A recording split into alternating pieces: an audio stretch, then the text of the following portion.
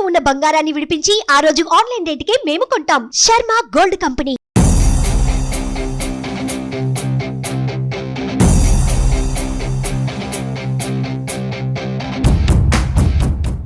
కామారెడ్డి జిల్లా ఎల్లారెడ్డి నియోజకవర్గంలో కొందరు వడ్డీ వ్యాపారుల ఆగడాలు మతిమీరిపోయాయి. ఈ సంఘటనకు సంబంధించి పూర్తి వివరాలు తెలుసుకునేందుకు మనతో పాటు ఎల్లారెడ్డికి సంబంధించిన సిఐ గారు ఉన్నారు, రవీంద్ర నాయక్ గారు. ఒకసారి వారితో మాట్లాడదాం.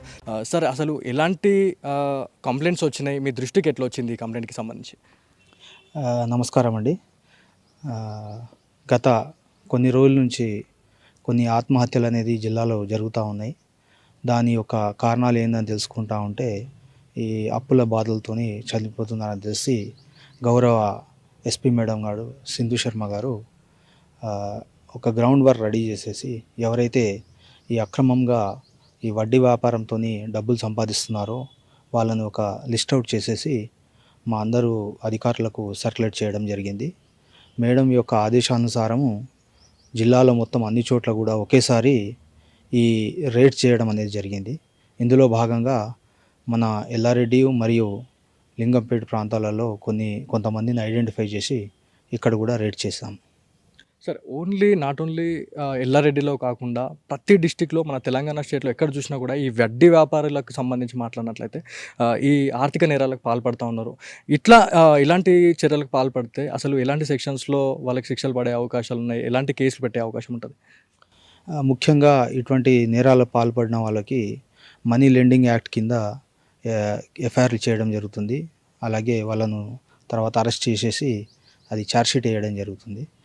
అది కాకుండా ఫిజికల్ దాడులు చేయడం కానీ లేకపోతే ఇంకేమన్నా చీటింగ్కి పాల్పడితే వాళ్ళ మీద ఐపీసీ సెక్షన్లో కూడా కేసులు పెట్టి తగిన చర్యలు తీసుకోవడం జరుగుతుంది. సార్, ఏదైతే వడ్డీకి సంబంధించిన అధికంగా వసూలు చేస్తున్నామని చెప్పారు, అదేవిధంగా ఏమైనా ఫిజికల్గా ఏమైనా దాడులు ఏమైనా చేయడం జరిగిందా వాళ్ళపైన?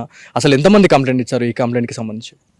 మనకు ఫిజికల్గా దాడులు అనేది దృష్టికి రాలేదండి. కాకపోతే మనకు తెలిసిందంటే ఎక్కువ మొత్తంలో వడ్డీకి ఇవ్వడం ఒకటి, అలాగే కొన్ని తనఖా పెట్టేసి ప్రాపర్టీ డాక్యుమెంట్స్ కానివ్వండి లేకపోతే బంగారం కానీ కొదువు పెట్టేసి వాళ్ళ దగ్గర ఎక్కువ మొత్తంలో వడ్డీలు తీసుకున్నారని చెప్పేసి కంప్లైంట్ అయితే మనకుంది, ఇన్ఫర్మేషన్ అయితే మనకుంది. అంటే ఎన్ని సంవత్సరాలుగా జరుగుతుంది ఈ తతంగం అంతా? అసలు బయటకు వచ్చి చెప్పేవాళ్ళు కొంతమంది అయితే, చెప్పని వాళ్ళు కూడా చాలామంది ఉండే అవకాశం ఉంటుంది. వాళ్ళకి సంబంధించి ఏం చెప్తారు? ఇది అక్కడక్కడ చెదురుమదురు సంఘటనలు జరుగుతున్నాయి కానీ ఏ యూనిట్ ఆఫీసర్ కూడా అంటే అంతగా సీరియస్ తీసుకోలేదు. కాకపోతే గౌరవ ఎస్పీ మేడం గారు దీన్ని చాలా సీరియస్గా తీసుకొని మాతోని వర్క్ చేయడం అనేది జరిగింది. ఇక ముందు కూడా ఇటువంటి ఏదన్నా మా దృష్టికి వస్తే ఖచ్చితంగా మేడం యొక్క ఉత్తర్వులను అనుసంధానం చేసుకొని ఖచ్చితంగా మేము యాక్షన్ అనేది తీసుకుంటాం. అంటే ఓవరాల్గా ఈ వడ్డీ వ్యాపారుల ఇండ్లలో సోదాలు చేయడం జరిగింది. మీరు ఎంతమంది ఇండ్లలో మీరు అసలు ఈ చెక్ చేయడం జరిగింది? మెయిన్గా ఏం దొరికినాయి అసలు ఆధారాలు? సుమారు మా సర్కిల్ పరిధిలో ఒక 9 ఇళ్లలో సోదాలు అనేది జరిగినాయి.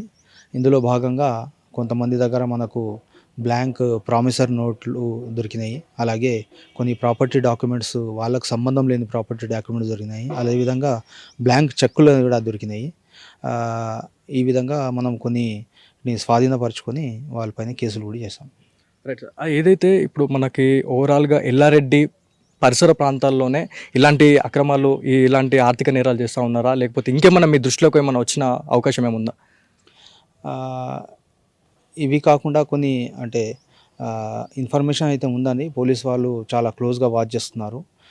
కొన్ని ఏదైతే దాని యొక్క వర్కౌట్ కూడా చేయడం జరుగుతుంది. ఏదన్నా ఈ వడ్డీ వ్యాపారులు కాకుండా ఇంకా మిగతా రైస్ మిల్ కానీ లేకపోతే ఇంకేదన్నా ఇల్లీగల్ యాక్టివిటీస్ అండ్ కానివ్వండి, మొరం కానివ్వండి, ఇట్లాంటి ఇల్లీగల్ యాక్టివిటీస్ మీద ఇన్ఫర్మేషన్ పెట్టాము. మా ఎస్బీ వాళ్ళు కూడా యాక్టివ్గా ఉన్నారు. మాకు ఎప్పటికప్పుడు మాకు సలహా ఇస్తున్నారు. వాళ్ళ మేడం యొక్క ఉత్తర్వుల ప్రకారం మేము యాక్షన్ అనేది తీసుకుంటాం. అంటే మేజర్గా మాకు తెలిసిన ప్రకారంగా ఎవరైతే ఇళ్లలో సోదాలు చేసిన ప్రకారంగా బ్లాంక్ చెక్స్ దొరికినాయి, నోటరీలు దొరికినాయి, ఇళ్ల పత్రాలు దొరికినాయి, దాదాపు 35 లక్షల కరెన్సీ దొరికిందని చెప్పేసి అని అంటున్నారు. అంటే దీనికి సంబంధించి ఏంటి అసలు అది? ఎవరైతే డాక్యుమెంట్స్ దొరికాయో వాళ్ళ మీద కేసు చేయడం జరిగిందండి. డబ్బులు విషయానికి వస్తే అది ఇన్స్పెక్టర్ ఐటీ డిపార్ట్మెంట్ వాళ్ళకు రాసాము. వాళ్ళు లీగల్ యాక్షన్ తీసుకుంటారు. కన్సర్న్ డిపార్ట్మెంట్ వాళ్ళు కాబట్టి వాళ్ళు లీగల్ యాక్షన్ తీసుకుంటారు. ఓవరాల్గా ఇలాంటి నేరాలకు పాల్పడుతున్న వారిపై ఎలాంటి శిక్షలు ఉండబోతున్నాయి అంటే మీరు ఏం చెప్తారు అసలు జనానికి ఎలాంటి మెసేజ్ ఇవ్వాలనుకుంటున్నారు? నేను రిక్వెస్ట్ చేసేది ఒకటే జనాలకు, ఆ, మీ అవసరాలకి అమాయకంగా ఇటువంటి వడ్డీ వ్యాపారస్తులను అప్రోచ్ అయ్యి మీ యొక్క ఆర్థికంగా ఇంకా ఎక్కువ నష్టపోవద్దు. ఎక్కువ మొత్తంలో మీరు వడ్డీలు తీసుకొని ఎక్కువ నష్టపోవద్దు. మీకు ఏదైనా ఇబ్బందులు ఉంటే మాత్రం ఖచ్చితంగా పోలీస్ వాళ్ళకి ఇంటిమేషన్ ఇవ్వండి. దానికి తగ్గట్టు తగిన చర్యలు కూడా తీసుకుంటాం. సార్ ఇప్పుడు మెయిన్గా మీ దృష్టికి రావడము కొంతమంది మాత్రమే వచ్చి కంప్లైంట్ చేయడం జరిగిందని చెప్పి చెప్తా ఉన్నారు. చాలామంది భయపడతారు, అంటే కంప్లైంట్ ఇస్తే మళ్ళీ వాళ్ళు మమ్మల్ని ఏమైనా చేస్తారా అనే భయం కూడా ఉంటుంది. మీ పోలీస్ శాఖ నుంచి వాళ్ళకి ఎలాంటి ధైర్యం చెప్తారు? అసలు కంప్లైంట్ ఇవ్వడానికి వచ్చే వాళ్ళకి మీరు ఏం చెప్తారు? ఎవరైతే బాధితులు ఉన్నారో వాళ్ళకు పోలీస్ శాఖ ఖచ్చితంగా వాళ్ళకు సపోర్ట్గా ఉంటుందండి. వాళ్ళకి ఎటువంటి భయం పడాల్సిన అవసరం లేదు. మేము వాళ్ళకు సపోర్ట్గా ఉంటాము. ఖచ్చితంగా వాళ్ళకి న్యాయం జరిగేటట్టు చూస్తాం. ఇప్పుడు ఒక కేసు నమోదైంది ఒకరిపైన అని చెప్పేసి ప్రాథమికంగా తెలుస్తూ ఉంది. వారిపైన ఎలాంటి కేసు పెట్టడం జరిగింది? ఒక్కరు కాదండి, కేసు సుమారుగా 5 మంది మీద రిజిస్టర్ అయింది. ఒక్కరని కాదు, ఒకరి దగ్గర డబ్బులు దొరికినాయి. అది ఆ అకౌంటబిలిటీ అనేది లేదు కాబట్టి ఐటీ డిపార్ట్మెంట్ వాళ్ళు రాసాము. ఒక 5 కేసులు రిజిస్టర్ అయింది మన సర్కిల్ లిమిట్స్లో.